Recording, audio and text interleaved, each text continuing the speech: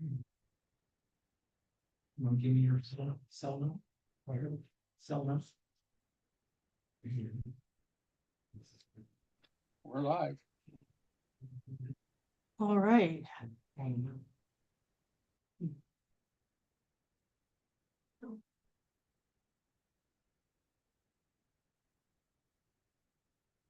Can you all see me? Yep, Yes, from we the nose can. up. Excellent. Very good. Okay, because I can't see myself. Oh, sorry. Yeah, we hit the. Go ahead. All right. Well, thank you everybody for joining us tonight for another Macomb meeting. We are assembled here at Macomb Community College. We've got a fun presentation tonight about visiting observatory at the Canary Islands. So we will kick things off with our customary roll call. We'll start over here with Dale Parton. Tremblay. Jonathan Cade. Wallace.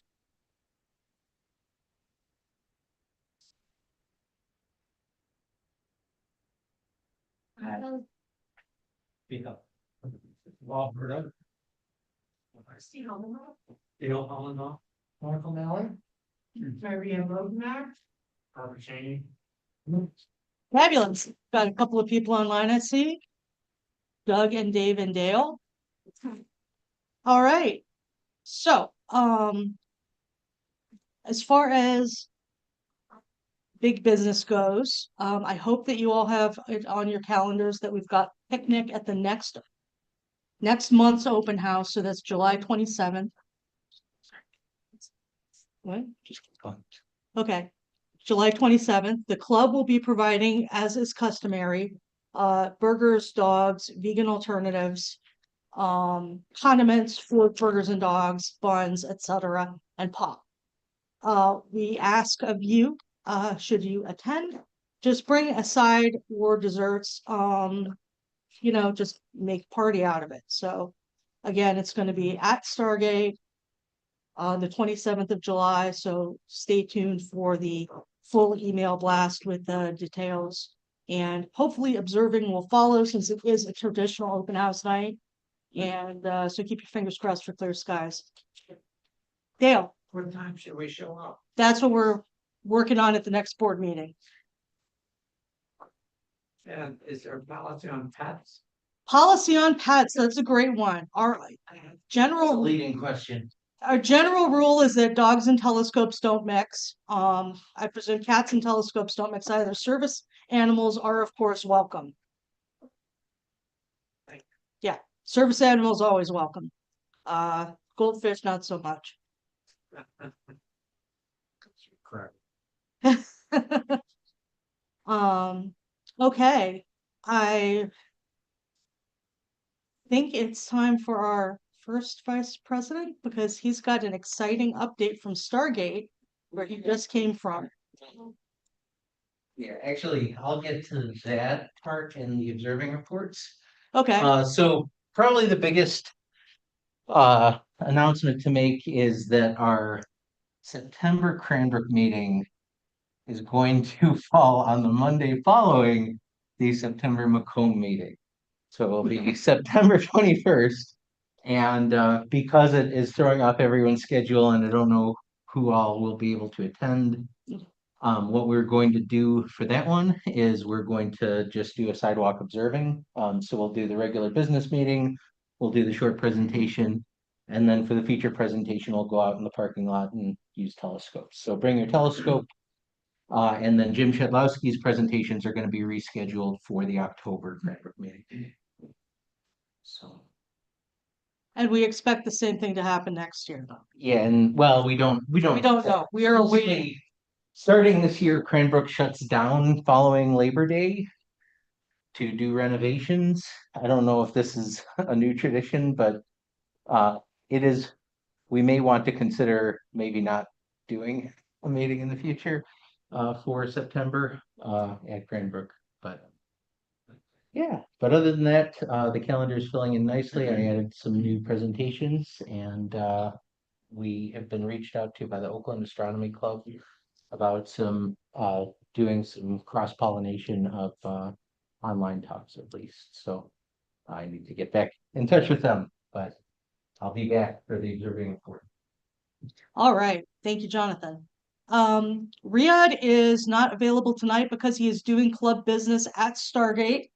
The business that Jonathan is going to fill us in on. So in lieu of Riyadh being here, just remind you all that we've got the traditional monthly open house at Sunset next weekend.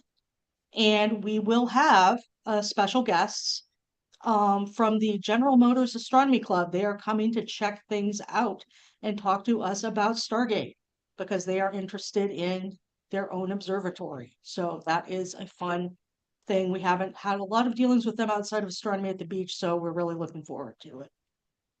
Okay. Mark Miles was here tonight, but he had to leave for family issues. Dale, do you happen to have Dale Teamy, the Treasury stats at hand? Not at hand, no. Okay, There hasn't been any activity that's been recordable yet. yeah. Okay, that's what I thought. Just wondered if you The just short seen answer anything. is there's a whole bunch. It's piling up. Let's put it that way. But we'll get to the bottom of it. Secretary remains vacant. If interested, contact the board. Please, we need that seventh member for complicated votes, man. We can't have a 3-3 tie. There's no policy in the bylaws about a tie. And I do not see Jeff. And I don't see publications. I as have of something yet. I can add for outreach though.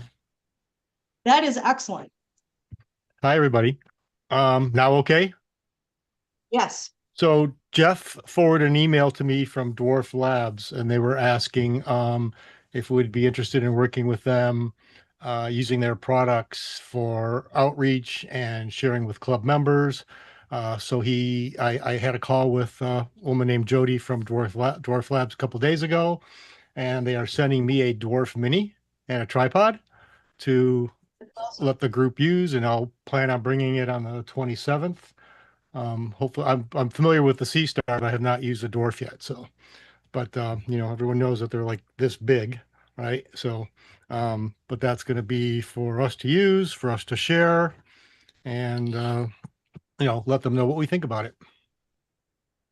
Awesome. That's great. Okay, other outreach business is mostly in August. We've got the Cranbrook events, daytime and nighttime on the 12th. We've got Cranbrook events following that later in the month, and we've got Dark Skies Alcona, a offshoot of the Warren Astronomical Society up north, is doing an event with Friends of Negwagon. What day is that, Jonathan? August 15th. August So it's the 15th. Friday? The Saturday following the Perseid event at Cranbrook. Yeah. And also the same night as the last night of the Astronomy League convention in Cincinnati. Yes. If you are able to make it to Alcon, it's fairly local this year. It's going to be down in Cincinnati that week in August. Just please show up at Cranbrook on the 12th before you head down to Cincy. Okay, and as far as publications go, the W.A.S.P is out. If you would like to contribute, the deadline is the 28th, so that's coming up pretty fast. Our intrepid editor is always looking for good material, be it observing columns, movie reviews, book reviews, personal journeys through space and time, all that good stuff. So I've got a couple of books on my nightstand that I hope to be contributing some reviews again soon. Okay. With that, over to subgroups. Bob, do we have anything for solar? Yeah, Dale, can you share that document?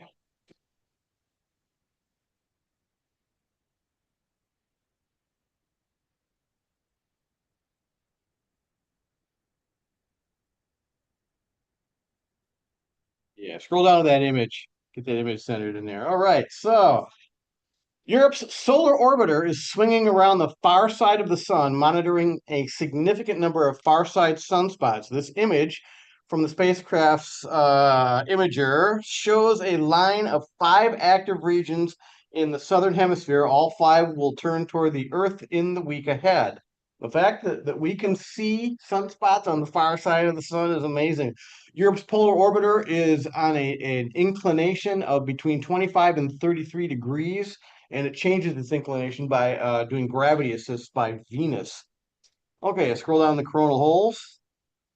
There are a couple small coronal holes. These guys right here are on the sun. The solar wind comes out of these things, and since they're small, there's probably only a little tiny solar wind coming out of them. The solar wind is 377 kilometers per second, which is low power, and the density is 7 protons per centimeter, which is low. So scroll down to the sunspots. Keep going. Where is it? There it is. So we've got a couple sunspots groups. As of this morning, we had 3 numbered sunspots on the sun's face. All these sunspots have stable magnetic fields and pose no threat for strong solar flares. And NOAA reported the NOAA thing from the last 48 hours is not even barely a C flare. So sun's pretty quiet right now. So scroll down, continue. Coronal loops. This is an image of the disk and showing a lot of coronal loops, and the sun is just covered with them. And I got the high res version of this, and just scroll down, Dale, and show them the images. These are the individual close-ups. These are just beautiful. These are loops of plasma going between active regions. And these are ones on the sides. You can see how far they stick out from the surface of the sun. That one's pretty active. Another one on the edge of the sun. And some cool coronal loops. All right, and last but not least, and now for something completely different, Esther Goddard got an asteroid named after her. The IAU citation says that Esther Goddard was a secretary, photographer, and dedicated research partner for her husband, rocket pioneer Robert Goddard. After his death, she tirelessly preserved his legacy by archiving his diaries, securing recognition for his patents, and representing his work at public ceremonies. And some of the articles I saw said that his accomplishments would have pretty much been forgotten if it had not been for her. So go Esther. Neat. And that's the solar report. Fabulous. Thank you, Bob. Okay, double stars will meet at the upcoming open house. So again, that's going to be not this upcoming Saturday, but the following Saturday, the 4th Saturday of the month. I have a couple of brief reports for that. We have changed the batteries in all of the astrometric eyepieces at Stargate, so we'll be back in the distance measuring game at the next open house. Excellent. Got some good double stars up right now. Astrophotography, any updates? For me. Okay, there's not been a lot of observing going on, which brings us to, In between the rain, yeah, we did have that week of gorgeous weather, but I wasn't able to do anything then. I saw a photo, I think Bill Beers posted one. Bill Beers did post a photo, yes. On the planetary alignment on Yeah. Wednesday. Yeah, so Wednesday? that, I didn't see it, but Tuesday. Tuesday. it's hard for me to see Mercury, it's so close to the horizon, but he got everything, so that's good. Well, we've got a fair amount of discussion about planetary alignments coming up. So after this presentation tonight, we're going to go outside. Hopefully it will be clear.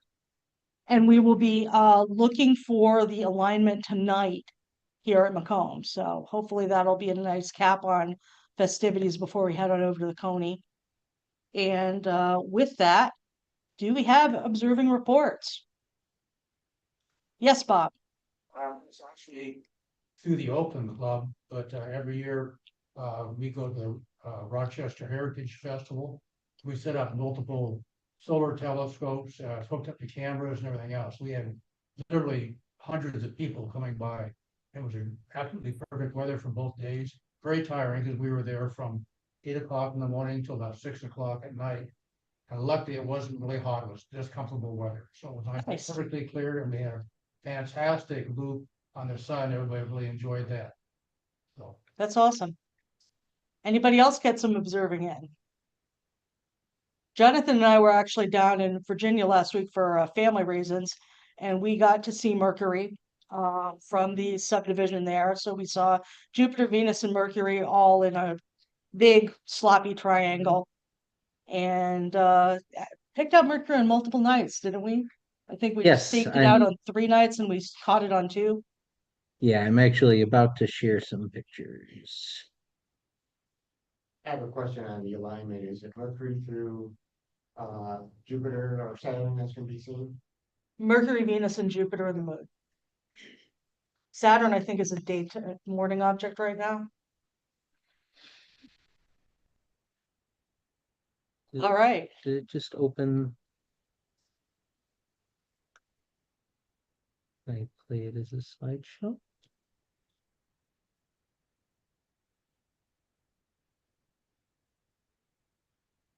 Might have to.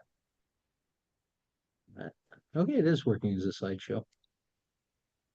Sorry, I just need to share it on Zoom too.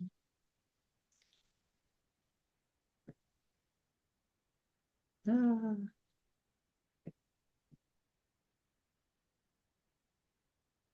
All right. So it doesn't give you much control. So I'm gonna pause it there. Diane, do you wanna talk about what's on the Okay, so we've got Venus is the big one in the left-hand corner. Below that, we've got Jupiter. Off on the right-hand side, we've got Castor and Pollux and Gemini. And then down at the bottom, looking like a third twin, is Mercury down by the horizon. Can you see this on the Zoom? Yes, we're looking at it right now. Pretty similar. No Mars?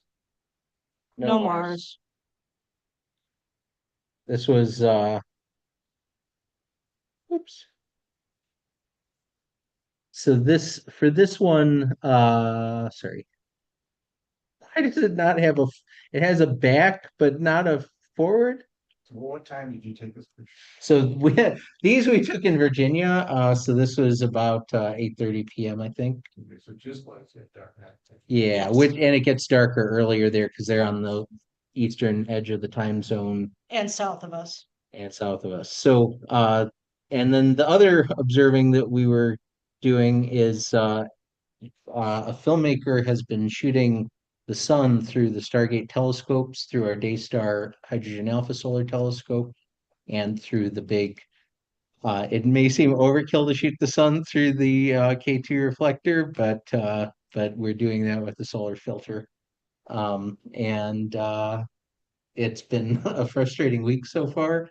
We started on Tuesday. Wednesday ended up being a total write-off. And most of today, it literally, and the funny thing is, as soon as I left Stargate to come here, it cleared out completely. So I'm starting to think it might be me. But yeah, he's finally getting some good footage today, and we're looking forward to telling you more about that in the future. Jonathan, what's I've been following that, but what is the purpose of them? Are they trying to use it for scientific use or just demonstration of it? He's an artistic filmmaker. He's actually award-winning, internationally recognized filmmaker who makes short films. So it's a film that he's going to be exhibiting. It's actually been commissioned by a Detroit Windsor collaborative called the Media City Film Festival. And so they commissioned him to make this film, and he chose Stargate to shoot it at. So it's pretty exciting. So it'll be on the festival circuit in the next couple of years, I think. Cool. All right. Do we have any other observing reports before we take a snack break? No report, but a reminder that June 30th is International Asteroid Day on the anniversary of the Tunguska impact event. Oh, yes. I do have one brief outreach thing. We are going to be doing another event with the Belleville Library in October. Unfortunately, it's going to be close to a full moon, so we're not going to be seeing much in the way of deep sky objects. So it'll probably be concentrating on fall star clusters and, the usual bright stuff around the zenith. So, yes. I don't know if it counts as an outreach event, but I gave a presentation to the Oakland Astronomy Club over this last weekend on the orbits of the Galilean moons. Yes. Counts, always counts. Is that your calculation? Was it some of the work you've done? Yeah. Yeah, good, things didn't get complicated.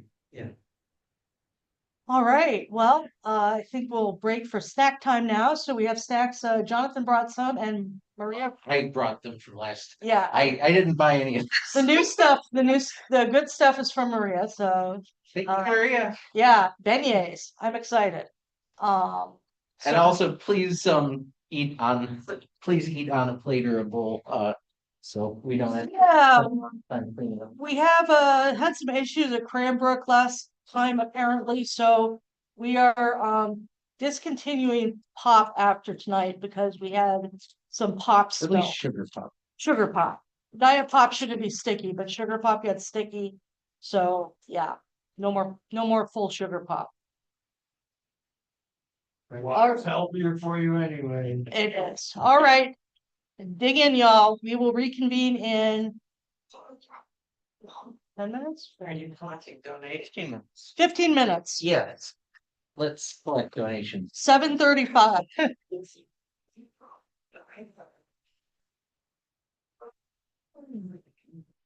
All right, and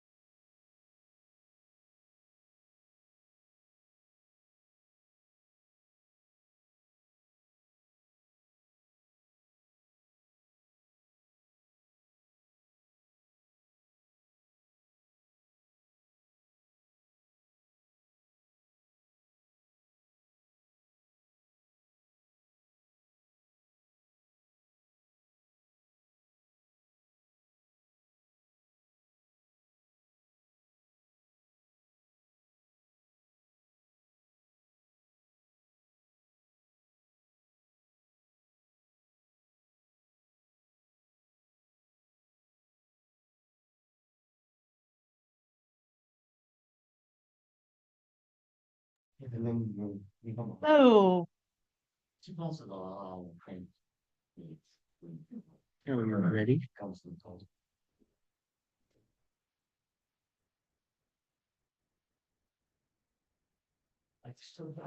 welcome back, everybody. Hope you had a good break. I will now turn things over to our first Vice President, Jonathan Cade, to introduce tonight's presenters. All right. So tonight we have a tandem presentation. Dale and Kriste Hollenbaugh are going to be presenting for us. Dale holds a Bachelor of Science in Mechanical Engineering from Bucknell University. He's a senior mechanical engineer at BAE and has one U.S. patent. He's also a Bob Watt award-winning member of the Warren Astronomical Society and one of our most featured astrophotographers in our annual calendars. Kriste holds a Bachelor of Science in Pharmacy degree from Ferris State. She was a registered pharmacist with Rite Aid for 33 plus years, now retired. Dale, an avid astrophotographer, and Kriste, an avid birder, have been members of the W.A.S.P since 2019, and they are presenting together on a both astronomical and possibly birding expedition. So take it away.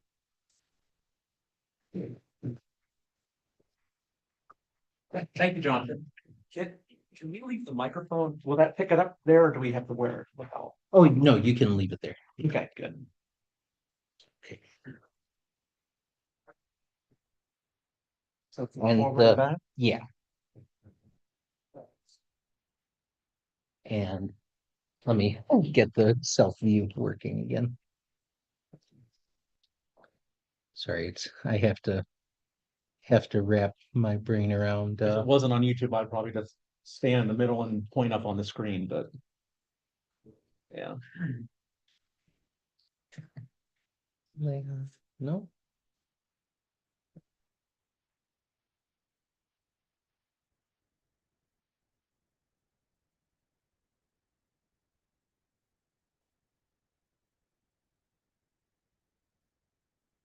All right. I just texted Connie saying, hey, I want to present with you too. Let's do Is this the first time there's been a dual presenter? In a while, Diane and I have done them before. I think it's a great idea. Yeah, I agree.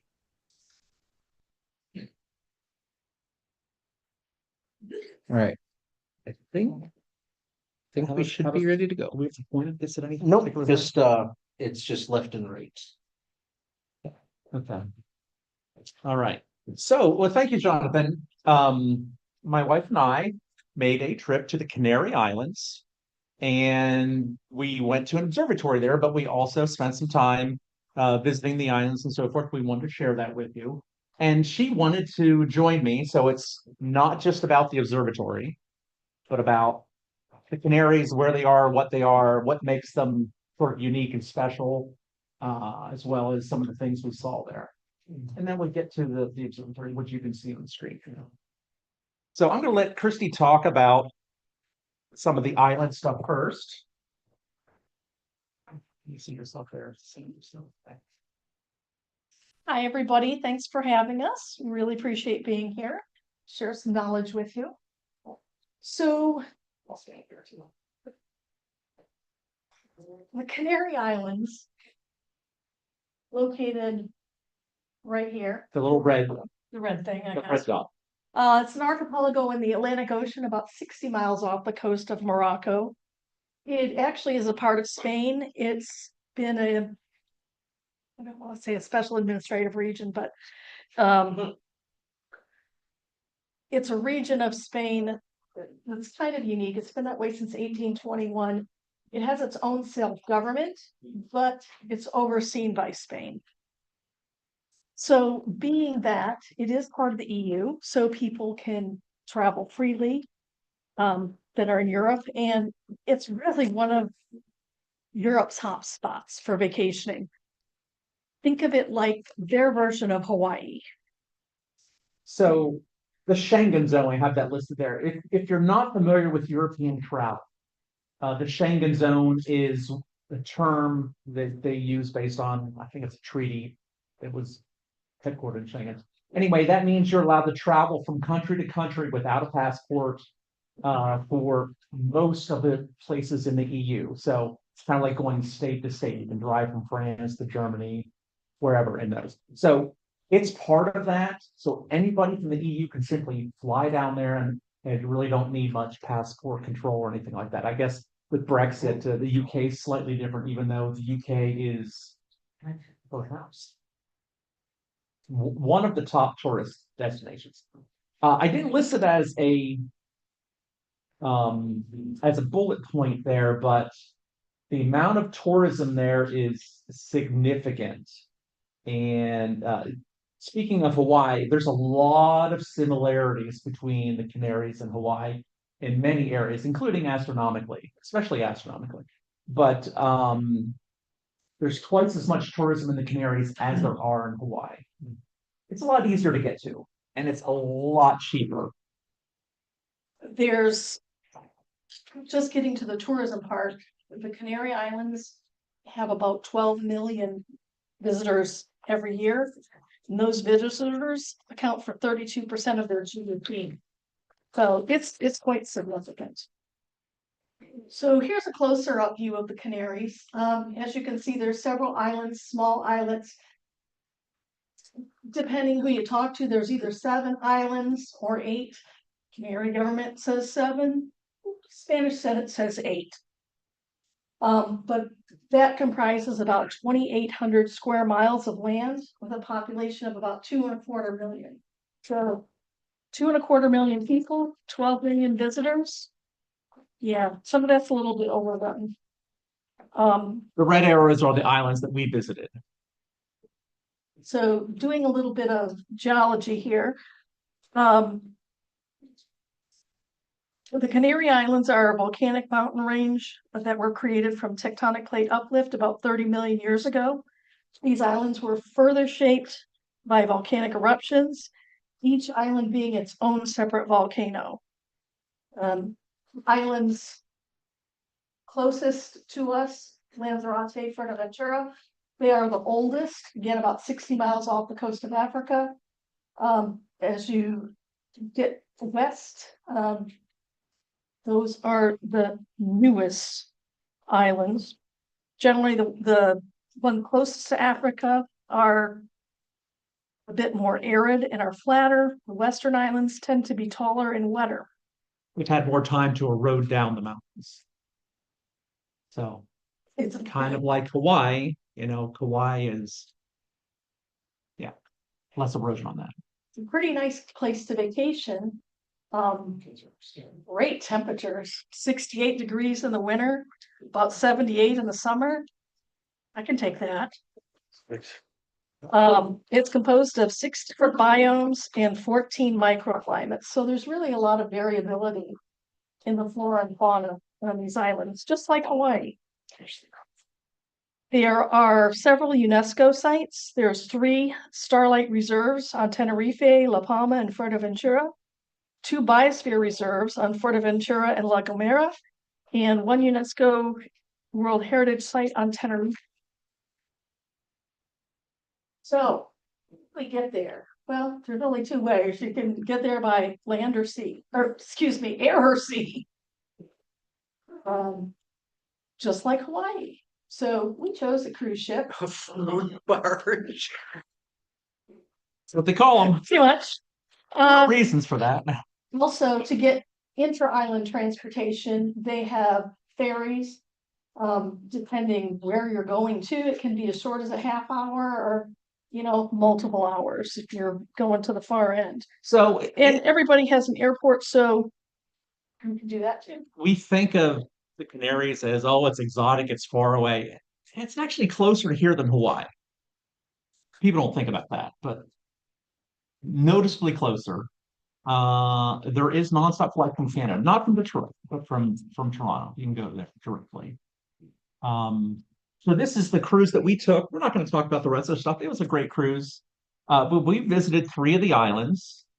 Lanzarote, Gran Canaria, and Tenerife. January 2025. We left the day after New Year's. So it was January 2nd. It was I should say it was cold when we left Barcelona, cold-ish. It was colder when we got back. But it's very nice down in the Canaries. People were swimming in the ocean, although I wouldn't call the water there necessarily really warm at that time of year. In general, it's not as warm as Hawaii. The latitude is shown on one of the other slides, 28 degrees north compared to Hawaii, which is 22 or 20. yeah, 20 is where the astronomy stuff is at on the Big Islands and Maui. So yeah, it's a little different. I'd say Hawaii is more tropical. This is more subtropical. We didn't do any short excursions on each island. We explored each one ourselves. We just rented a car, and that includes really the observatory tour. It wasn't offered by the ship, and we just booked it on our phone like a couple of days before. It's like, hey, I wonder if we can get in an observatory. And didn't even plan it. It was almost a spur of the moment thing. And I'm really happy we did because it was fascinating, and we get to share it with you. So the first island we visited was Lanzarote. Think of this as Hawaii's Big Island. Really volcanic in nature, lots of cinder cones, lava flows, basalt, the hoi hoi. Very barren. White houses like in Greece to keep the heat down. Something that I thought was super interesting when we got there, we didn't notice it, but when we got up to the coast, this doesn't really show up well in here, but we're like, what's all that smog? Is that pollution? Turns out, no, it is not pollution. It's called kalima. It's a fine red sandy dust from the Sahara Desert. Once that blows in, it lasts 2 to 4 days. Air clears up a few days after that, might be a week or so before you get another sandstorm in. So the islands closer, further east, closer to Africa, have more of this dust. Lanzarote is the closest, it's more prevalent. It does affect the other islands, and it does affect the scene and atmospheric conditions for observing astronomically. But further west is where the observatories are, so it's less of an issue. Question. Yeah. I think if it's that bad, it would even coat the optics on the telescopes. It could. There are no professional observatories on Lanzarote. People have their own Big stuff. one. They have to clean them. They may. I didn't ask for that. I don't know. But there's dust everywhere. It's do they have to do that on any big observatory mirrors? I heard about the ELT where they're planning on every single day cleaning 2 of the mirrors. They have 400 of them, so it's just continually cycling to keep the mirrors refreshed. So Interesting. yeah. So we didn't get to explore a lot in the national park, Tim and Faya. We're on a cruise ship. We had limited time. I think we had 9 hours, and it was during a holiday, so there was heavy traffic getting back. So we didn't want to just go literally. The national park is where the volcano eruption was from. Yep. It would have been great to explore the national park more, like you can in Volcanoes National Park in Hawaii.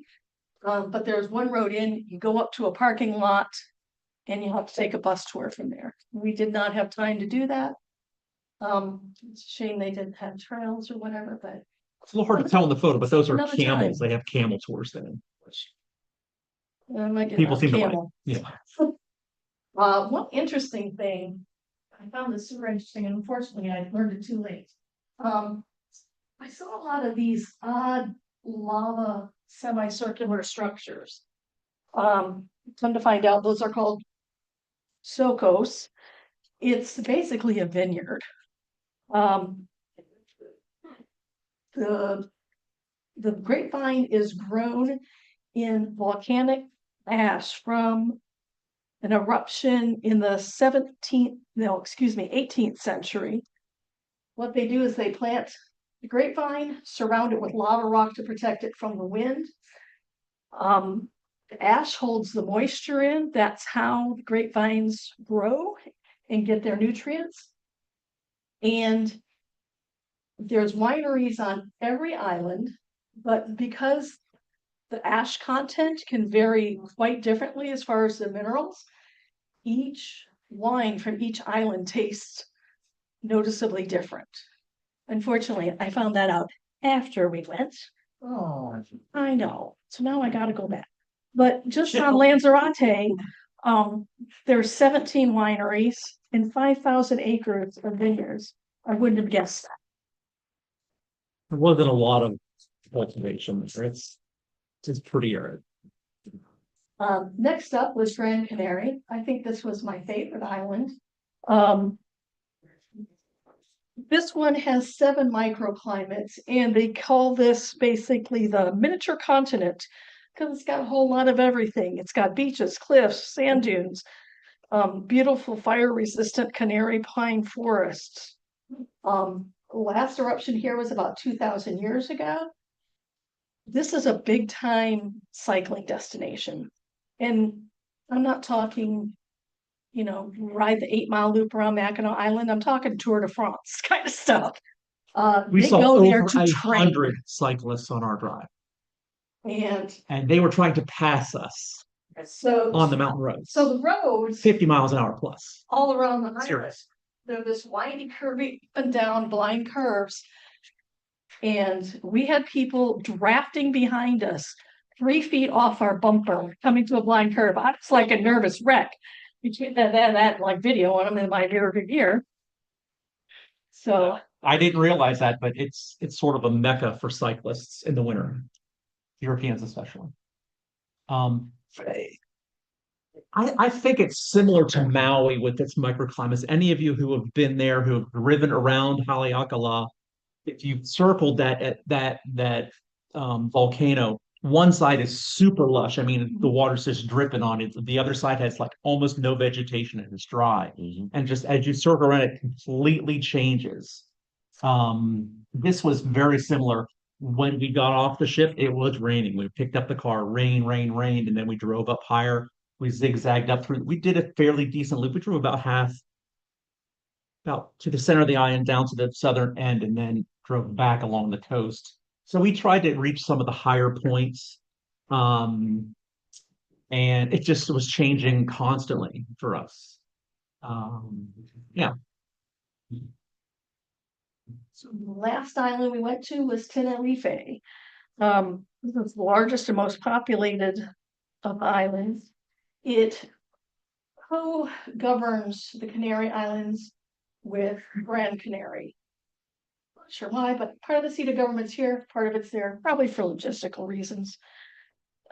Its most recent eruption was in 1909, I believe, in the whole Canary Islands. That's the most recent one. Where the observatory was put in Teide National Park, that is the highest. I think La Palma mountain. erupted more recently. Okay. In 73. That picture up here on the top right is a weird structure. I actually saw it on like an Engineering Marvels TV show. It's their version of like the Sydney Opera House. It's an auditorium that is structurally very unusual. And we'll talk a lot more because this is where the observatory is. So we'll talk a little bit more about this island here. What's the dominant language that are Spanish. Spanish? Almost English is widely spoken English. Yeah. There was Not a only communication problem. couple people that did not speak English. But Huge amount of tourists. I mean, we were hearing all sorts of lots of Germans. Germans, Russian, Portuguese. It was French. The culture there is like Spain, but it has its own subcultures. Each island is a little different. But it's quieter than Spain. Yeah. They don't stay out. We stopped at a couple of shops and people were very friendly, and I don't know. We spent a lot of the time in the car, but yeah. We got to do some birding. We always do that when we travel, and we thought we'd share some of that with you guys. So it's hard to decide what to do when you only have a few hours. So we did a little bit of everything, and we didn't set out to do a birding day, but just cherry picked a couple areas and wanted to see what we could see, and hopefully we saw something really cool. We always like to look for endemic species that are only found on these islands, and we found 3. There aren't 9, 8 or 9. They're all listed there at the bottom, the ones we didn't see. So the one you've probably heard of is the island canary. The Canary Islands were not named for the bird. The bird was named from the Canary Islands. Canary Islands were actually named after a dog, the doggo or Presa canario. It's a big bull mastiff type of dog, used for cattle herding. So that was pretty exciting to see. This little guy, the Tenerife blue chaffinch, we saw him on the way up to the observatory. Dale was in a hurry to get to the observatory, but I was like, no, we gotta stop this turnout. We gotta see this bird even though he likes birds. And we got out, and there was probably 3 dozen of these little guys hopping on the ground, come right up to you, very, very friendly little birds. But they are very threatened. It's estimated there's only about 2,500 to 5,000 of these left. This is the only place in the world that they go, is this specific island at a very specific altitude in the Canary Pine Forest. We also saw some Berthelot's pipits, saw quite a few of those. I think that was on Lanzarote in the lava field. It was. Okay. Several of The those. salt pans. Both. Okay. Several of these are near threatened. Two pigeons, we did not see any of those. Those are not found on the islands we went to. They're only found in the laurel forest. So another time. Now there's a Grand Canaria blue chaffinch, which is similar to the Tenerife, but it's only found in Grand Canaria. It is a different species. It's one of the rarest breeding birds in Europe. It's not critically, it's endangered. I think they have about 300 left. So they're hard to find. Typical reasons: habitat loss. Yeah. There's Pollution, literally everything. certain forests, and they only inhabit 1,000 feet of that forest. Basically like Germans were. Kirtland's warblers, Exactly. If you don't got jack pines, you don't got Kirtland's warblers. Yeah. They have been improving. The Grand Canaria blue chaffinch had a really good year last year, and their numbers are on the rise because conservationists are aware of it, and they're trying to do some breeding programs. I read They do have captive breeding programs. they're improving, kind of like things we did with the eagles and the DDT and what they're doing with the giant pandas. It's people trying to take care of stuff that's going away. So we saw a bunch of other cool birds. Except for the Spanish sparrow and the Eurasian kestrel. These were new ones for us, so those were pretty cool. They're always neat to find. There's over 200 bird species found on the islands. We really didn't see any critters, but supposedly they have lizards, rodents, rabbits, hedgehogs, shrews, Barbary sheep, and bats. Bats are the only native terrestrial land mammal that the Canaries have. Everything else was imported on ships over the centuries. On the islands, there's also approximately 2,000 plant species, 700 of which are endemic. So, pretty cool place. So Mount Teide, the observatory is named after the mountain, and we talked about that. But... So this is a stratovolcano that's geologically active, but it's currently in a quiescent state for the last 100 or so years. They still have sometimes some tremors and definitely some magma flow, but nothing that has reached the surface. It's the highest mountain in Spain, and if you measure it typically like they do for volcanoes that are in the ocean, they measure it from the ocean floor to the peak. It is the third tallest in the world. After you guessed it, Hawaii. You got it. Teide National Park, really not that big, 73 square miles, 14 endemic plants, but also 100 Guanche archaeological sites, the indigenous habitats of the island. They don't publicize where those sites are to protect them. So, like I said, we really didn't have time to do any trails or hike. You can, up to the peak, you can take a cable car up to the top, or you can take a 5-hour hike, your pick. I don't think 5 hours at that kind of elevation. I to climb to the summit, you need a permit. Have a permit and They they allow allow 200 200 a day. a day. So from the top of the cable car, you got 660 feet left to the summit. Yeah, so So it sells out. we had just enough time to stop to see the blue chaffinches, drive up to near where the cable car is, run into the visitor center, take 5 photos, and then go to the observatory. We had timed entry for the observatory tour. It was at a specific time. So we had a little bit more time in the morning, but not enough time to do both, which is a shame because it would have been nice to go up to the top. It did start out as a very clear day. Yeah, they have this beautiful colorations of the different ash flows that they had, and just numerous cinder cones, and it was a beautiful place. So I found it interesting. I had read that for the longest time, I actually thought this was the tallest mountain on Earth. You know, back before the New World was found, and I mean, before there was much travel to Asia or whatever. I mean, back in, I don't know, yeah, so it's pretty tall. It's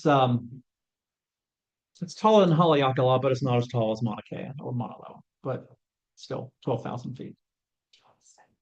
Yeah. Okay, so we're getting to the point about the observatory stuff, which is probably why you're here, but we thought that was fascinating.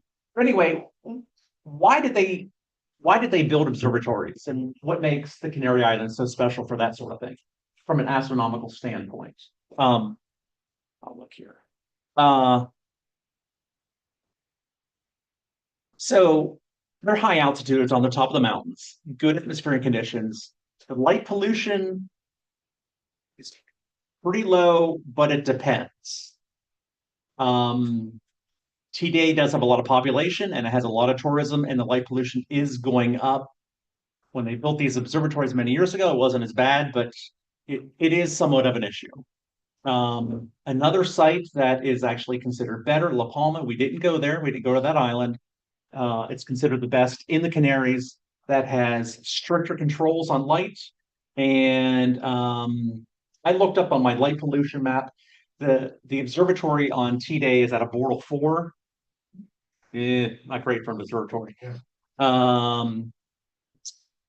The one in La Palma is Boreal 1 and 2. Mostly 1, you know. What's the altitude? 7,900 feet for the observatories. It's a lot lower. Yeah.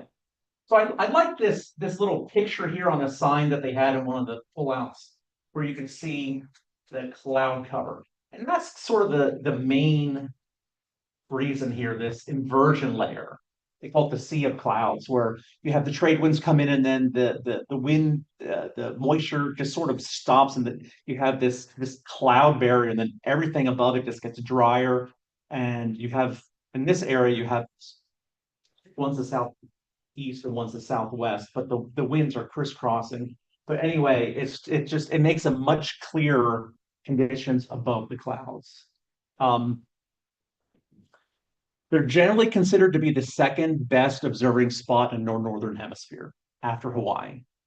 And when I say the second best, I'm referring to La Palma specifically, not Tenerife. But yeah, We'll get back there. Yeah.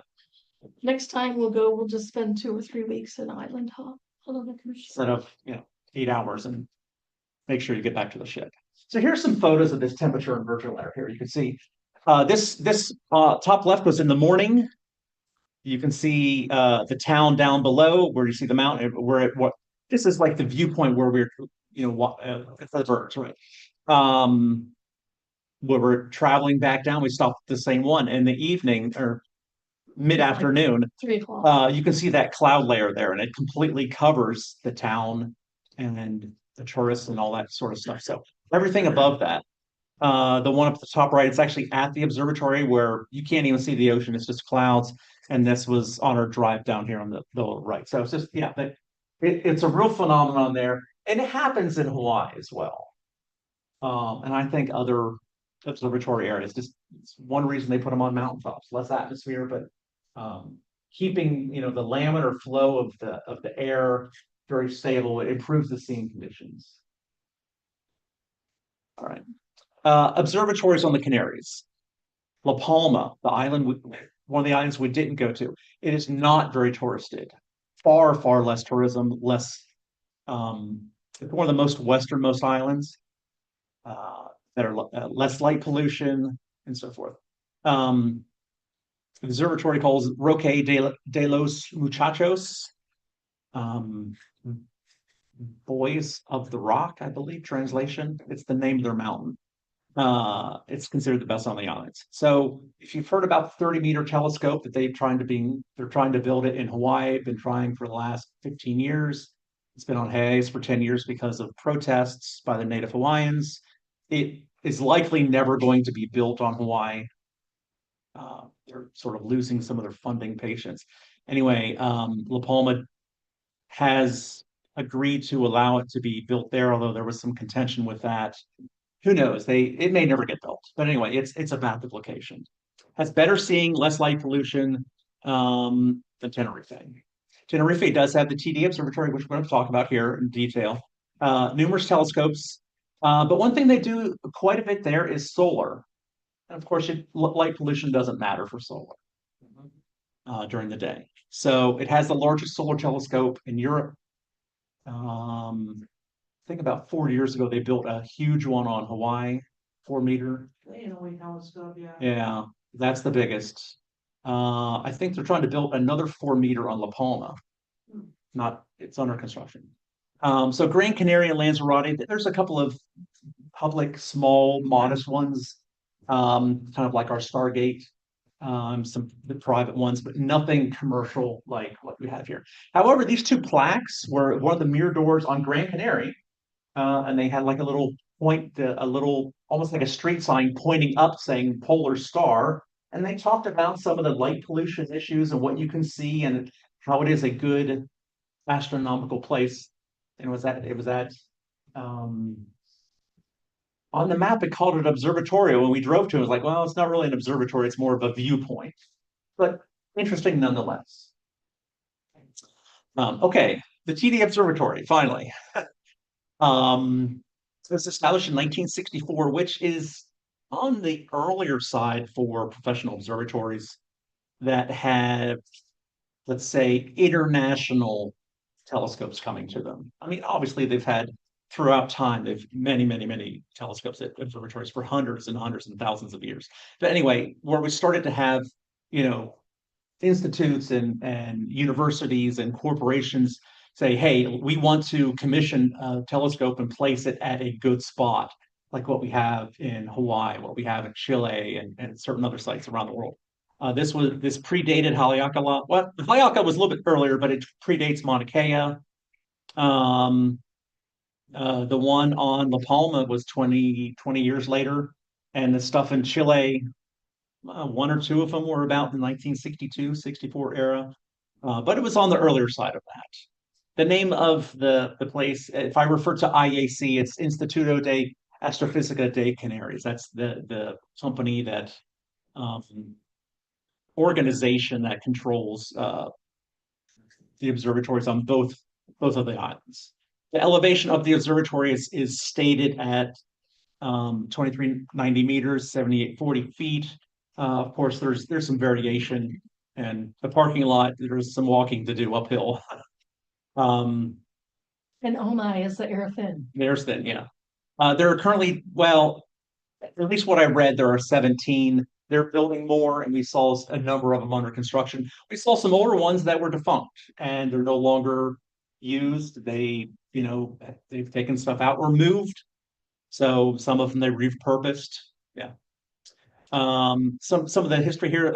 First brown dwarf was discovered there in 1994. They named it Teide 1 after the observatory. And one of the telescopes is pretty good for finding minor planets. They found 37 of them. So here's the satellite view, sort of pointing out. We were at the bottom here. So we walked up this little trail here to go up. About 150 feet. Yeah, to get up. And we sort of focused on stuff in this area. Over here, up on the right side of the map, there's going to be a large array of these things called astros. I'll talk with them at the end here. I think they're going to build 9 of them. So we saw several under construction. I'm going to start with the solar telescopes. They have a number here. Gregor, it's named after Gregorian type telescope. It's from 2012, German, 4 different German institutes. It's a 1.5 meter primary mirror. It's very tall. So the telescope is up at the top, but this tall structure here, they have multiple focal planes, so they can get a full disk image, and then they can zoom in with a secondary focal plane further down, and then their adaptive optics are down in the lower level. They have 15 different mirrors zooming the stuff down there. And then in 2020, they got their own Hubble upgrade where they fix some of the optics to make it sharper. So of course, telescopes that have been around a long time, they'll put new instruments on them. Camera technology gets better. A lot of times the glass stays the same, but the electronics get replaced. That's fairly common. What do? They photosphere and the chromosphere and the visible and the infrared. That's what they focus on. So it is the largest solar telescope in Europe, 1.5 meters. Until this 4 millimeter one in Mauna Kea was built, I think there was a 1.61 and a 1.8. So in the world. But now they're up in the 4 millimeter range. The Vacuum Tower Telescope, VTT, it's a solar telescope. It's a little bit earlier. It's also run by the Germans. 0.7 meter primary mirror. The whole thing is sealed in a close to a vacuum. It also has adaptive optics, as do most of the telescopes there. It studies plasma flows and magnetic fields from the ultraviolet to the near infrared. Unfortunately, we didn't get a tour inside of most of these buildings. So we would walk around and take a look, and they would tell us a little bit about the mission, but we really didn't get a chance to go inside or see anything going on. There was a little bit of that, but not much. The Themis telescope, and here it's named, it's French word, heliographic telescope for the study of magnetism and solar instabilities. I think that's my translation there, French here. It's a Ritchie-Chrétien 0.9 millimeter meter primary mirror. It's filled with helium. We didn't have a great view of it, so I copied an internet photo, but it was sort of down over the hill. When they were pointing it out, I thought they were pointing to a different one, but it wasn't. So it's also all ultraviolet to infrared. This one is focuses on spectropolarimetry of solar surfaces and magnetic field. Not exactly sure what that is, but that's what they study. This was a weird building. They call it the pyramid. It doesn't really seem to have an opening that I could see. So I think there's 6 different instruments inside: a spectrometer, a photometer, and something called a pyroheliometer. It does full disk imaging, solar flares, helioseismology, solar magnetic field, and solar oscillation. So I think light comes in and they may have like a heliostat to focus on the sun and then point it to the instruments. But on the side, it looks like they have some sort of a sundial. That's what those photos are for. Kind of weird. It's not really a pyramid. It's more like a tetrahedron shape, but it's not like regular. But anyway, it's probably one of the most unusual Definitely buildings. stood out. Yeah. The only actual observing we did was they had some solar scopes set up for the people. Pretty big ones. Lunt. Anybody has a Lunt? I have a Lunt 60. This is a 130 double stack. So yeah, 10 grand scopes, but yeah, probably some of the cheapest things there anyway. Fantastic views, as you might imagine, up on a mountain at a place renowned for solar viewing. Probably the best view of the sun I've ever gotten. Yeah.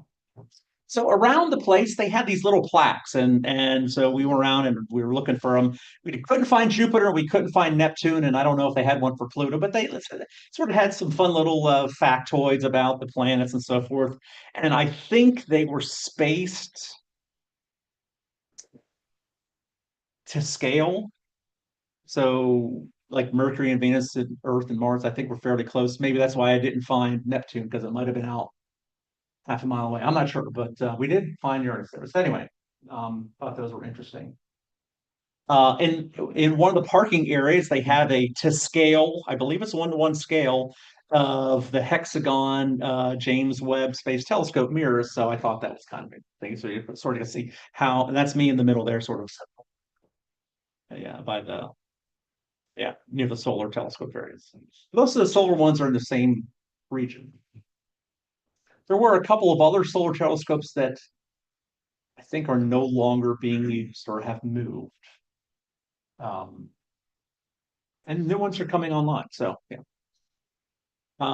When we were there, we actually thought this had something to do with the observatory, but it doesn't. I thought maybe it was the communications downlink for internet. Now they have a cable somewhere. This is their TV tower. So, but it's prominent up at the site. What you can see here in the background, this is the only photo I have of it because it's down over the hill, is a atmospheric observatory, not astronomical. So they're doing air and weather measurements there. A little bit on site. So yeah. The only telescope that we actually toured inside was the Telescopio Carlos Sanchez. And it's an older one. It was built in 1971. They renamed it in 1983 based on this person who was very influential in the observatory there. It's a dual Kirkham. It's mostly done in the infrared, 1.52 meter mirror. It focuses on large-scale galactic center mapping and stellar oscillations. It also does some comet monitoring, and our good friend Dr. Levy, the one he found, one of his comets that he found with Gene and Carolyn Shoemaker, the one that crashed in Shoemaker Levy 9 was the one that crashed into Jupiter very famously. So this telescope was one of the first ones to take photos once Jupiter spun around and we could see the scars. It took infrared to really see the bright scars from the impactors. There's another telescope there that also was, I suspect many telescopes were focused on that day. Obviously, that wasn't our photo of the dark sky. Yeah. Any photo that put a little photo credit, it wasn't mine. So yeah. Or it's nighttime. Most of the photos are ours. So we did get a tour inside of that, so we could see the telescope as well as the instrumentation. Should have recorded it to hear more about what they were doing, but we just took some photos and it was fascinating. I can't quite see it in any of these photos, but you can see where it's pretty similar. It's like, oh, well, that's how that's how they collimate. There's a collimation screw. It's not necessarily rocket science. It's all the same stuff we know, just at a larger scale. When it comes to the instrumentation, that does get pretty elaborate. Lots of different cameras and the ability for different instruments to measure stuff there. So the ESA has an optical ground station. It's opened in '96. It's also an RC design, 1 meter mirror. It searches for space debris down to about 100 millimeters and near Earth objects. So that's its goal. It also has a laser that it can communicate with satellites bidirectionally. That's one of the reasons they call it a ground station. And there's a satellite, the Artemis satellite, nothing to do with the Artemis mission. And it communicated with that. So that was one of the earlier ones to work with laser communication. It has discovered 37 minor planets.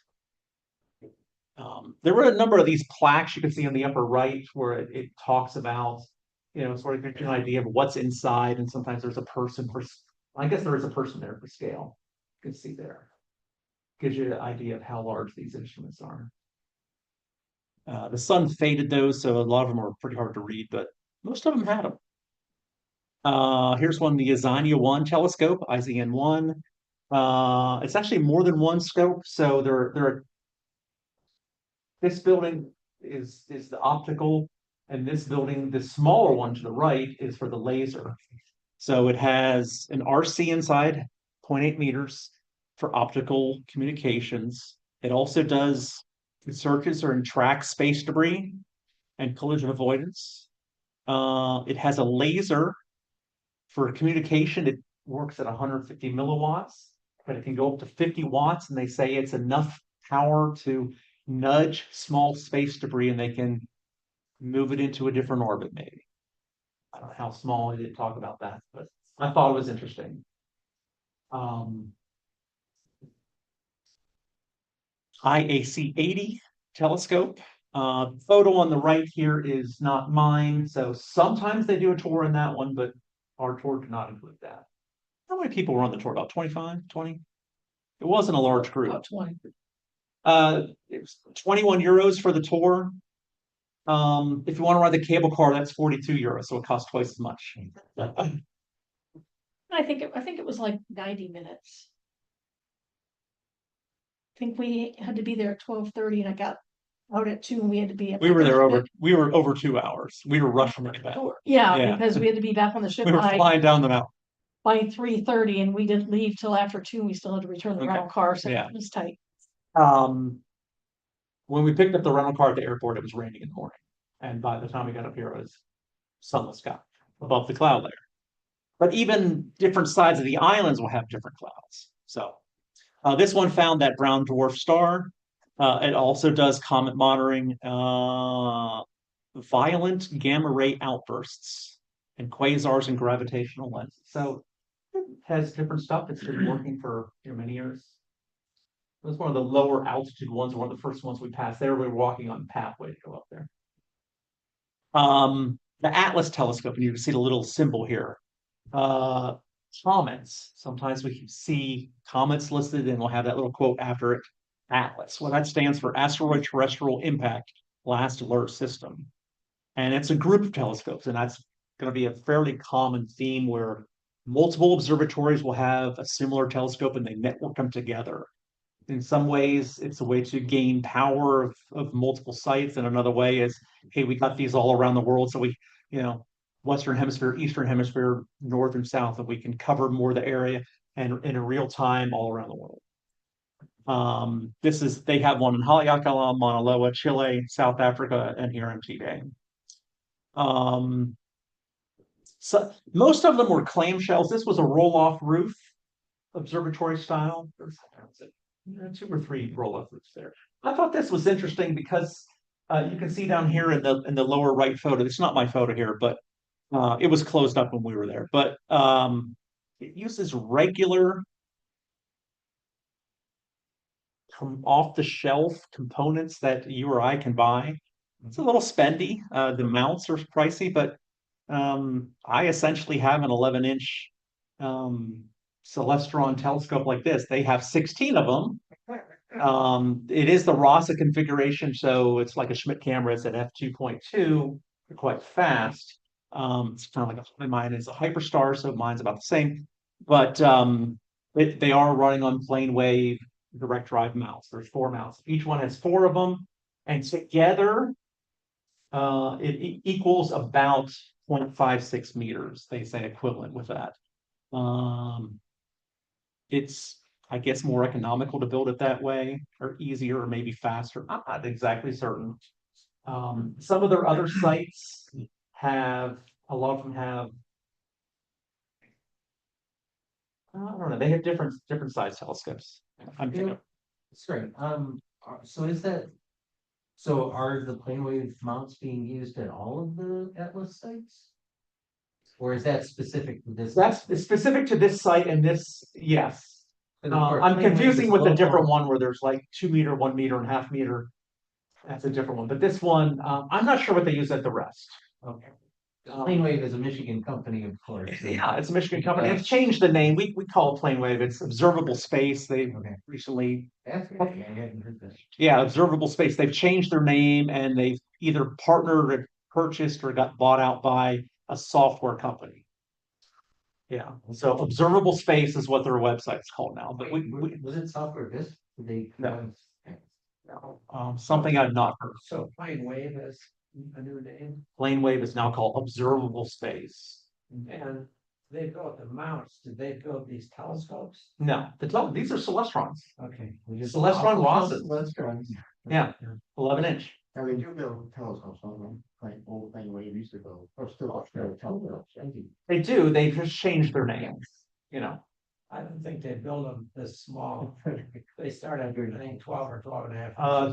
There's quite a few plane wave telescopes here at this observatory.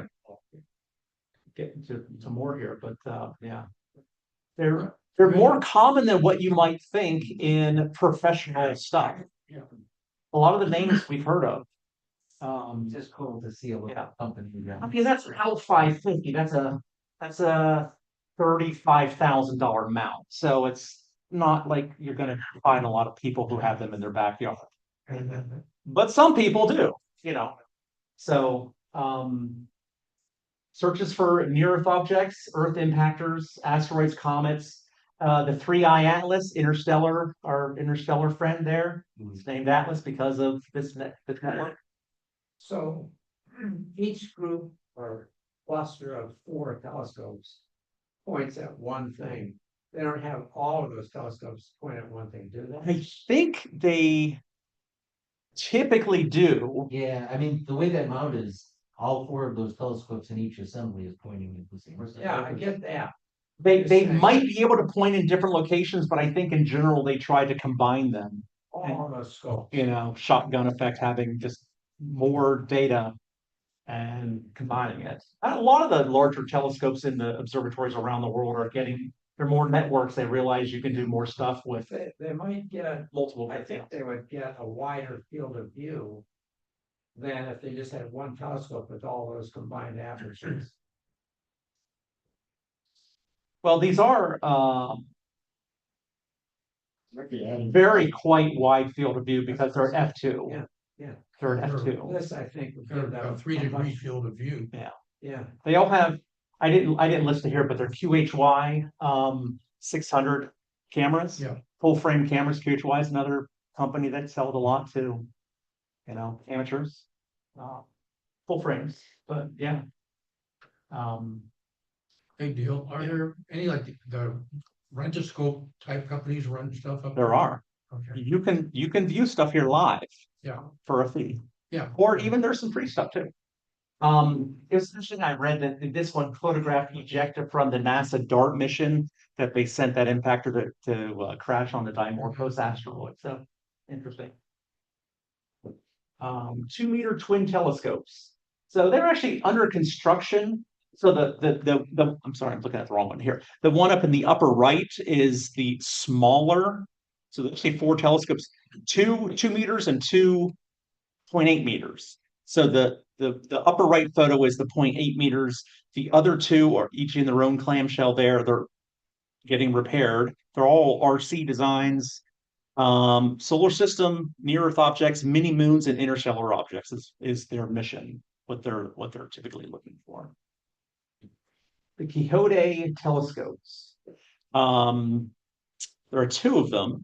We actually saw these operating. They're interesting because they're looking for, they work with the cosmic microwave background.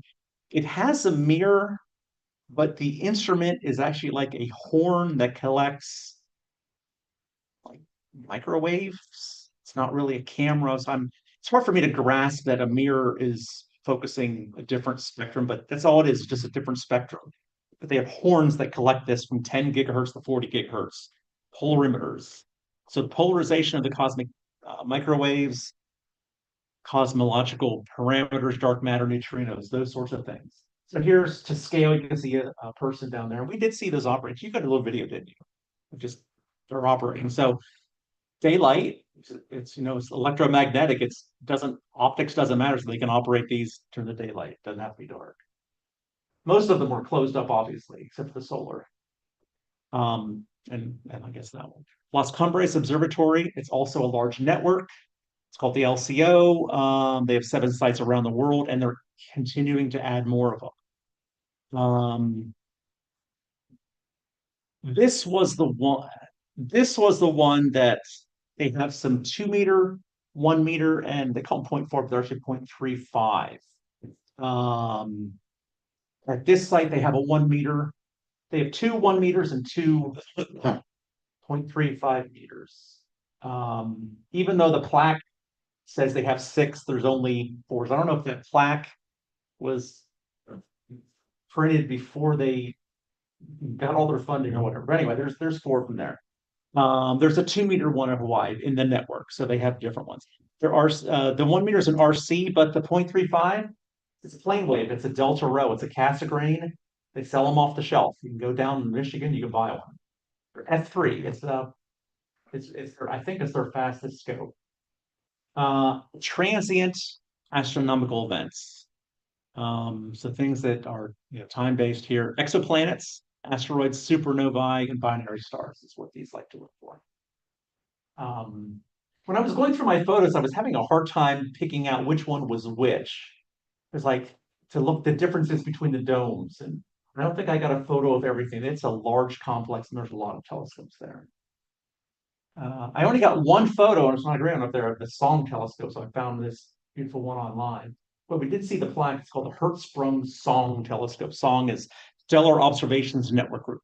Yet another one that's networked. There are 8 telescopes networked around the world. They're 1 meter mirrors. Astro seismology, stellar earthquakes. Something new for me. I don't know what that is. Stellar studies stellar oscillations, and it likes to search and characterize exoplanets. They like to find out what type of atmosphere, and they do that by closely characterizing the star, finding the mass and the size of the star, and that can help determine these exoplanets. This astroseismology, I think what they're doing is they've got their instrument tuned to where using ultra narrow band optics, they can see the solar surface going up and down by its Doppler shift, and they can study that all over the sun at the same time. And so they can see sort of like waves of the sun's plasma moving around. It was the only telescope here that I saw with that term of astroseismology. Yeah, and if you do that right, looking at waves of different wavelengths on the surface, you can see all the way to the core of the sun. What these like sonic oscillations are doing, except the time of the oscillations is like many minutes. Yeah. So I wasn't certain if I misspelled that, but it's Astro with an E, and that's how they spell it. So I don't know if that means something, how it's different from Astro. I thought that was curious. Speculos, Northern Observatory, the SNO, SNO. They also have a Speculo Southern Observatory. So there's a network of these. There are 4 in the south. They're named after Galilean moons. There's currently 1 here, but they're going to be building a second one. They've named this one Artemis. The second one's going to be called Orion. It was interesting. Speculoos is actually the name of a Belgian dessert. And I think Belgians were involved in the creation of this, so they named the telescope after a dessert, so they try to find one of their acronyms sort of backwards to make it fit. It's called a backronym. That's like, I don't know. I think we had a telescope called Oreo or something like that. Yeah. 1 meter at Ritchie Chrétien's. Its mission is to search for habitable Earth-sized exoplanets. So, the Mons telescope. Very little information online what this did. It was 1972. It's one of the oldest ones. It's also where the bathrooms are located. So we sort of huddled around that area. That building to the left contains the public restrooms, or a public restroom, I guess. It's from Belgium. I guess the University of Mons, where it gets its name. It's a Cassegrain. It's a 1/2 meter telescope. It's available for education. I think school groups and universities use this. So not much more information online about it. We didn't tour it. The Master Telescope, this is the one I have in the sort of the title slide up. It was interesting. You could see Teide in the background. By the way, we're at 8,000 feet. Teide is 12. So I mean, there's a significant difference in height here. And it's 10 miles maybe away. I don't know. So Mobile Astronomical System of Telescope Robots is what that acronym comes from. It's Russian. They have 5 sites in Russia and 4 other sites around the world, including this one. It's a 0.4 meter mirror. It tracks fast-moving space objects and near-Earth objects, comets, asteroids, and nova. Okay, so we ask about, can anybody look at this stuff or go online? So there's a company called, well, this organization is not a company, called the Open University. And you can log on and create an account and you can download data from it. Now, I'm not sure if you can control it, but you might be able to commission that sort of thing. There are 2 telescopes there. One's called the Pirate Physics Innovations Robotic Astronomical Telescope Explorer, and one called the Coast. These are pretty close to the parking lot down low. Completely autonomous survey telescope. They're both plane waves. They're both CDKs. Corrected Dow Kirkham. One's a 17-inch, one's a 24-inch. Made in Michigan. Bader Planetarium, these little clamshells are commercial clamshells. You can buy them. They do use a 10 micron mount. They're used in education. And Coast is available for anybody. The smaller of the 2, you can go on telescope.org. You can certainly download data, but I'm sure it costs money. I think if you join the organization, you can. I think that's free. I'm not sure. So you would like schedule, you'd say, I want to take an image of this object, and at some point it does it. I'm not sure if you can go that far. Maybe you can just say, hey, we're taking photos of this. You're welcome to the data. Oh, I see. I'm uncertain. So we did go into a visitor center. One of these old domes used to have a telescope in there, but they've taken the telescope out. Now there's seats around there. They gave us a little presentation. They showed us data. This is stuff from the SDO, but they were talking a lot about solar, how they do a lot of solar work there. But the images, they had H alpha, some stuff, and electromagnetism. They brought out a FLIR camera, so they panned it around the room. There's a self-portrait there in infrared of me taking a photo of the screen. But yeah, they talked about some stuff in there, but I don't know what was in that building before, but yeah, it's 60 plus years ago, so it could have been one of the early ones. Stella telescope.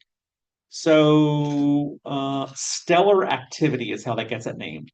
An institute in Potsdam, German institute here. There are 2 telescopes, 1.2 meters. They're exactly the same. One's an F8, one's an F8.4. High resolution Eschel spectrograph. The Stella Eschel spectrograph. I didn't know what an Eschel was. I don't know what that shell. It's a French word for ladder, but it's essentially a grating that is used for spectroscopy. So the grating is very fine, but when you bend the light, you can spread it out and spread the spectrum. So it's a different way of having grates for spectroscopy. But it does have a mirror. It does have a mirror. Yeah. So where does the spectrograph fit in the signal chain, I guess? I think it would just be downstream where you would put any instrument. Yeah. I don't know that any of these have eyepieces. I think Like a camera or whatever. Yeah. a lot of these telescopes have Naismith design, so they might have an empty port that possibly you could put an eyepiece to. I don't know. Question is, slide off roof too. Huh? Slide off roof too. It's the other slide of proof. There's another one that sort of had. It was a rectangular building that looked like a clamshell would open like that, so it wasn't really a slide off, but it wasn't round. I like how it's a 2-sided side out. That's interesting, yeah. It's less. Don't put a third telescope in the middle; it might get rained on. I don't know. Yeah, That's yeah, exactly. So one of them has the spectrograph. The other one is a wide field photometer. What do they do? Observe, monitor activity tracers on cool stars. Brown dwarf. I'm not exactly sure what that is.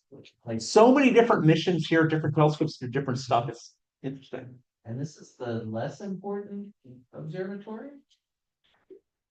Or just the Less big, less big? you know. The other one is where you got to find the 4 and 10 meter stuff. Here you're finding a lot of 1.5, 0.5. It's more accessible for companies if they want to commission something, or universities. It's probably a lot cheaper. The real estate, I imagine what it would cost to put something on Mauna Kea or La Palma or whatever. Here, I don't. There's got to be economy there, right? Do they rent space, or I don't know how it works. But not just the cheaper, it's also that they let you do it. It's Oh all- yeah, yeah. All the ladies, they're trying to, A 25-year permit that's going to be denied in 24 years, Yeah, right? Yeah, like here, sure. You know, university or organization, yeah. You got good funding, yeah. What's your mission? Yeah, okay. We got room. Yep. You can share internet, right? Did they get any pictures of this? I'm not really certain. There's a little bit slew and ooh. There are our own friends. Diane used to work for alongside them as a volunteer. Oh, really? Okay. She worked for Astronomy at them, which was a close partner of them in their early days. Okay. Or actually, I guess it was Astronomy at them came out of Yeah. that. Yeah. So for $5 a month, you can access their data. It's commercial. They have 7 different telescopes. There's a couple of plane waves there. They have a TeleVue 85mm APO. They have a Celestron Ross for wide field. They have a 14 for planetary. They have a Lunt for solar, and then they have an 80mm ED for spectroscopy. They use Paramount mounts. But this is high-end commercial type stuff. Basically, they have sites in Chile and Australia now. But you can go in there as cheap as $5 a month. And I think at the $5 level, you can get data that's already generated. For $19, I think you can maybe request you want to see something. There are higher price things that maybe you can say, oh, on this date, on this time, I want to image Jupiter or whatever. Sure, it's yours. I don't know. So, but yeah, you can, yeah. Yeah, actually, now that I think about it, Cranbrook was a partner of them. There's actually some bad blood. I have no idea. Way back. 1 years ago. Yeah. It's a company. They're trying to make profit, so there's going to be some. I Give and take used, there. when that company was, I think it was Global Rentoscope. I used some of the, on Global Rentoscope and down in Australia, on the southern edge of Australia. And they have one there and they had one in Spain and a couple other ones around, and you can, but back in those days, you didn't you didn't use pre-loaded stuff. You say, I want to see this, and you have assigned a certain time, 2 hours, whatever, to go to that. I think Download they this do that, but that I think is more costly than just downloading the data. You're running about $60 an hour, so. Okay, that was yeah. Almost 20 years ago. So yeah, I've never done any of this sort of stuff, but I find it fascinating. They've been doing it since 2003, so it's Yeah. not new for this No. this particular company. So this is like the last telescope slide I have here. This was the Astro telescope, and we actually saw this on our way out leaving because it's further. I'm going to say east, further towards the. It's on one side, sort of down a little bit on the mountain, but they have room for them. They're going to build 9 of them. It looks like the James Webb with the hexagonal segments there. They also were like, some of these things are out in the open, so I don't know. Maybe the electronics is weather tight or something like that. It's an Italian company, 4.3 meter mirror, so technically the largest telescopes here. There are going to be 9 of them, so that's a decent size array. Is looking for something called an atmospheric Chernikov light. I have no idea what that is. Oh, when a cosmic ray comes in very close to the speed of light, the speed of light slows down in the air. So the particle that's coming in can be moving faster than the speed of light in the air. Okay. And when it does, it's like a sonic boom wave. That's what they mentioned there. Yeah, so it generates a blue colored light. And if you have enough telescopes pointing in the same general area of the sky, you can figure out where what the path of the particle was, what its energy was, what kind of particle it was. So it's a way of doing cosmic ray astronomy. Is it have anything to do with the presentation we had here a year or 2 ago, where they went to Antarctica and were measuring some stuff? It's similar. Yeah, different wavelength, different particles or whatever, but But this is not the first of this kind of observatory. There's one in, I think in Latin America someplace. Yeah. And I think they were building up like Arizona somewhere. As of a few years ago, I don't know, but it got built or what. According to the Wikipedia page, there were also some other telescopes I didn't show here. I couldn't find the domes, and maybe some of them don't have domes. They do have some radio type stuff. So sometimes those telescopes don't look as much like a telescope, and you might confuse them. Oh, that rectangular building, yeah, that might be doing some great science. It just doesn't look impressive, and you might walk by it and not know what it is. There's a lot of buildings up here. And we did have we're here about 2 hours. So there's probably a community of astronomers that there. There's like Yes, a they do. like a hotel They or do have a dormitory yeah, dorm. and a cafeteria. Where Don't they'll think it have owns it. presentations on what they're learning. Sure, certainly. This was just a tour. You can tour it at night. Obviously, we had to zoom back down the mountain that faster than probably should have been driving through the cloud layer here inside the clouds, because we had to make it back to the ship. So yeah, we made about 45 minutes, half hour before. So You're traveling faster than the speed of thought.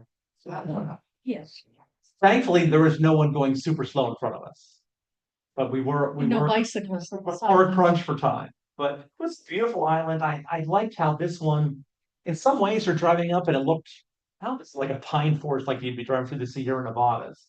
Very different from some of the other ones that were like, all volcanic and desert like. Yeah. I really wish we could have gone to La Palma. That's where the big stuff, the Grand Telescopio Canaria one is. What's that? That's funny. 16. Yeah, me too. Yeah, it's not a Grand Canary. It's It's the Grand Telescopio. Canary Island Telescope, right? Yeah. So, huh? How big is it? 10 I think 10 meters. 10 meters. It's big. It's one of the big ones, Okay. Hey, Dale. Yeah. I was on Mauna Kea. Yeah. This was not nearly as cold as Mauna Kea, I take it. Well, Mauna Kea, you're up at about 14,000. 13,800. Yeah, when I was on What was Mauna that Kea, number I had on my the winter right? jacket, and I took that to Hawaii, and people thought I was weird. I remember driving up to Mauna Kea and seeing the snowplow there. I was like, snowplow, Hawaii? Oh yeah. In one of my photographs, did you see it? There was some snow on the ground. Yeah, it's cold. No, it wasn't that cold. No, I don't But think so. I had my You coat, show. I had my coat on because I was just getting fried by the sun. UV is high at these altitudes. You don't have a whole lot, and you don't realize it because it's not hot. It's probably 55 degrees, I'm guessing. Well, yeah, Mauna Kea is like extreme. Yeah. No, it wasn't winter coat. When I was at Mauna Kea, it was windy. Oh, very windy, Yeah. yes, very windy. Air drier up there. Oh, yeah, One of the bigger thin air up there. forms of light pollution is actually the glow from Kilauea when it's erupting. You really can't control that. So Tenerife, there's a light pollution problem. So I'm thinking most of the newer telescopes that are going here are going to be cheaper, more accessible stuff like that Coast and Pirate, or things that could care less about light pollution, like solar and some of these microwave and other spectrum radio stuff. This astro, I'm not sure if that's an optical type thing or if those is that not using light? Is it a different frequency for that astro thing at the end? No, it looks at blue light. It's looking at light. But so blue light is like a ultra fast flash. Okay. And so you can subtract off a lot of the constant background light pollution. Just look for something bright and fast. So I mean, light pollution, you can, we see it in our photos now, and you just need more time and contrast. And well, they have 4.3 meters and 9 of them, so they have a lot. They have a lot of light gathering capability. So maybe for 9 telescopes, they didn't want to reserve that much space on La Palma for Chile or wherever, maybe they wanted to go Northern Hemisphere. So we enjoy the Canary Islands enough that we want to go back. It is closer to the US. It's cheaper to fly there, more or less. It depends, I guess, on the flights. The hotels were cheaper because I remember Hawaii was ultra expensive, I think. The surfing's not as good in here. The swimming's not as good. It doesn't have Polynesian culture. It's not lush. It's different. But next time we want to go and we want to stay the night, and I'm going to drive up and I'm going to have a sea star or two. And I'm going to have my little red cat or something. And I'm gonna see what I can get there, you know. And I'd like to go to La Palma where it's really dark and get some good stuff there. I've watched some YouTube videos of people who have gone there and some stuff. Although I'm not sure which island. But anyway, yeah. Did you have to beware of invisible cows coming down? I don't know what you mean by that, but On Mauna Kea, on the descent from Mauna Kea on Saddle Road, I don't know if the signs are up, but there are signs that used to say, watch for invisible cows or beware of invisible cows. It's a fog. The cows, it's all grazing land, and you'll be coming down the road. like And there will open be a grazing, cow in front of you. no gate. Yeah. Oh, Yeah, Mauna Kea. It's like I don't remember seeing that. there were cow crossings. There are no cows. As far as I know, there are. Or there's cattle. Okay. Well, I guess camel, Maybe the bats, on that. the bats are the only native mammal, but there's introduced, yeah, cows. And on the IP safe at Stargate, we have to beware of invisible cows. Okay, inside joke. No, I didn't know about that. So Fun fact on, I think it's La Gomera. They have a very different language, a native language that's spoken there because they were cattle herders going back for centuries, and they communicate through the valleys by whistles. I thought that was super interesting. you can see the other islands. Like we were on top of Teide and we could see La Palma. One of the earlier slides, I didn't talk about it, but apparently Teide casts the longest shadow in the world on sea. And you were thinking, well, why would, it's the top. The higher, It's a more northerly. more northerly latitude is my guess why it beats out like Mauna It Kea. makes sense because the sun is going to be lower. Lower. But apparently it's a thing, whereas certain time of the year, it's like, oh, when you're on this island, the shadow hits you on La Gomera in the morning at sunrise, or then at sunset, you go to a different island and it hits them or something. Maybe like Manhattan Henge or something. That's cool. Yeah. I did see a picture online of the shadow, and it's a perfect triangle, even though the mountain isn't quite. It's just the way the light wave goes. Kind of interesting. But it's off people's radars. I mean, people I've never heard of the Canaries or what is that? But that's the reason why we chose that cruise. We went, oh, hey, goes the Canaries. I mean, the other stuff was a bonus, but we're fascinating to visit there, and we'd like to go back. So yeah. Awesome. Any other questions? Well, thank you.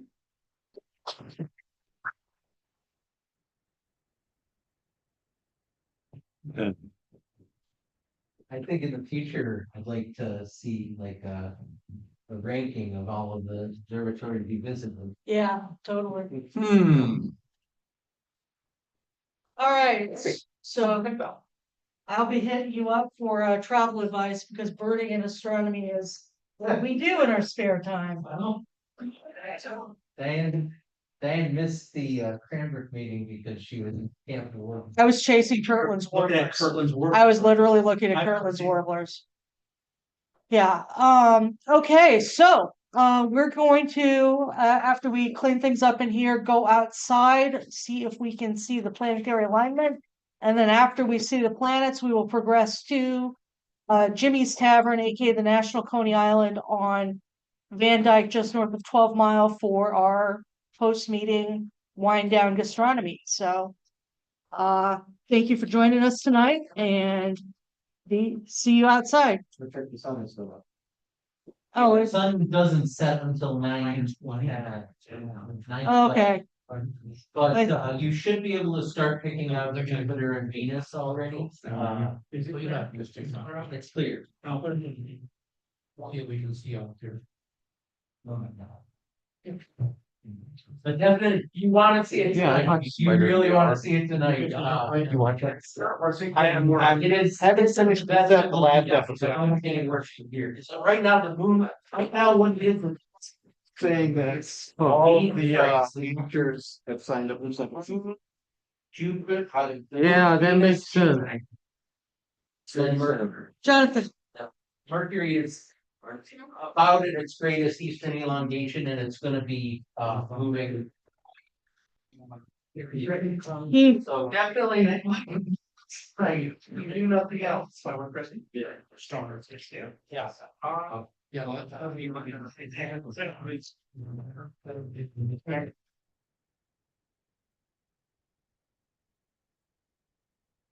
Yes. all right, how do I make this thing go away? Okay, so I was not able to get the stupid, stop share. yeah, I wasn't able to get We the. have to move it back onto the screen. So it's like this is side by side with this one. Okay. All right.